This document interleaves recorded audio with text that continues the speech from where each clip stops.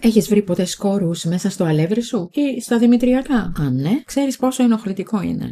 Και το χειρότερο, πολλαπλασιάζονται σαν τρελοί. Μην πανικοβάλλεσαι. Υπάρχει ένα κόλπο που δεν περιλαμβάνει χημικά, δεν κοστίζει σχεδόν τίποτα και είναι δοκιμασμένο και αποτελεσματικό.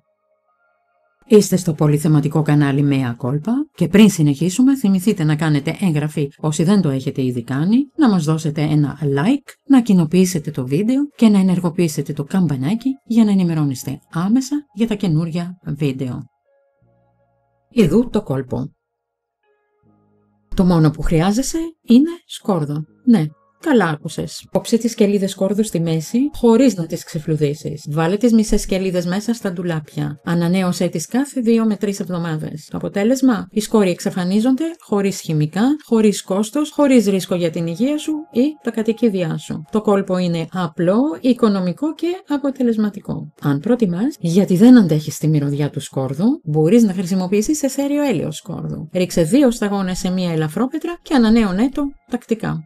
Αν θέλετε να παραγγείλετε κάποια από τα προϊόντα που αναφέρονται σε αυτό το βίντεο, θα βρείτε τους σχετικούς συνδέσμους από κάτω.